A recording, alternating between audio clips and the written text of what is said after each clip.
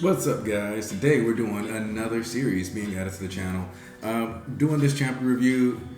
If you don't already watch or read Jujutsu Kaisen, you don't need to necessarily watch this video, but I will be doing a video on why you should be reading Jujutsu Kaisen either tomorrow or later this week, depending on how I feel. I might even do it later today. We'll see. So this is a video for people who already like Jujutsu Kaisen, who happen to already be watching my channel or decided because they follow me on Twitter to watch this video. I don't know, whatever. Anyway, we start off with one of the things I like about Jujutsu Kaisen is that all these curses are grounded in what people think, what they believe, and what they resent, and we get capture that theme with each curse, and with specifically it being a locust curse, and this being one of the highest years. Plague and famine have been one of the things that people have feared throughout the ages of all humanity. So the idea of this special grade curse being a locust curse is one of the most rational things about the nature of this series, which is again kind of like tying into like why people love this series, the combat system. But anyway, and how the creatures are. Okay, anyway, this is the chapter. So, and we get the idea that one of the things that I think is worth noting is that people are less afraid of like locusts and stuff now, though, than they might necessarily be of things like natural disasters such as volcanic eruption, because that's still something we don't have a counter for. So the idea that this locust demon ended up being weaker, or locust curse ended up being weaker than the volcanic one, makes a lot of sense when you think about what we as a species have come to a point that we can just naturally overcome. That's also why I like the idea of Mahito being such a powerful curse, because the resentment and the cursing towards each other is humanity's biggest weakness, and it's what led to Mahito even existing. Ironically, Mahito is also the embodiment of everything Geto hates about humans, essentially. So I'm waiting to see how that plays out. But the idea that the locusts really believe that he was smart, it really comes into play here, because they're both actually sizing each other up, which is funny because of the fact that Yuji is written to be the dumb MC. But, and this is actually a breath of fresh air, the mangaka realized that writing a dumb MC that seems so dumb at times that you can't even believe that he gets a spoon to his mouth, and giving that guy any form of success doesn't make a lot of sense. And so Yuji's only kind of dumb. And in the sense that he's like your average, everyday guy that just, wanted to enjoy his life, but had a couple bad ideas, and this is where he is. When even then, I wouldn't even necessarily call them a bad idea, because eating Sukuna Finger was the only way to save Fushiguro, aka the best character in Jujutsu Kaisen. So, but again, Gage snaps, choreography is on point. That is Jujutsu Kaisen has some of the best and drawn. I want to say animation because that's just how good the fights are actually drawn.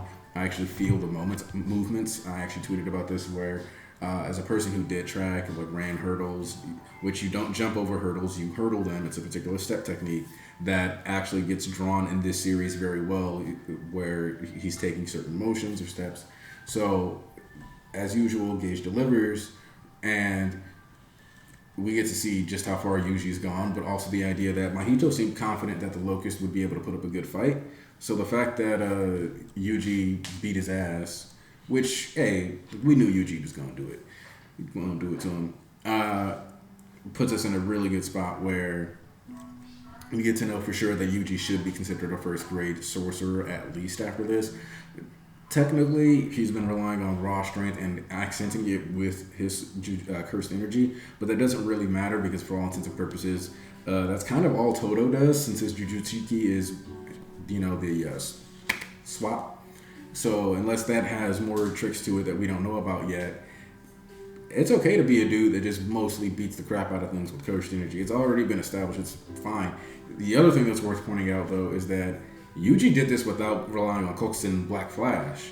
So this isn't even, this is definitely not Yuji's big fight this arc. This is not what's going to happen. In fact, what I think is going to happen is, yes, Yuji outsmarts actually doesn't outsmart. He out-reflexes and has just better stats than this cockroach, Locust at the end of the day. And so he crushes the tail off and just kills it. And I like the idea that these curses have feelings that are sentient enough to that point. And when he destroys it, Axe McGee and Brother are like, all right, so what do we want to do next? Let's wait for Yuji. I'm down with that. What I like here is that it's obvious that Mahito is on his way to go fight Gojo, and I don't think they've actually fought each other the entire series yet.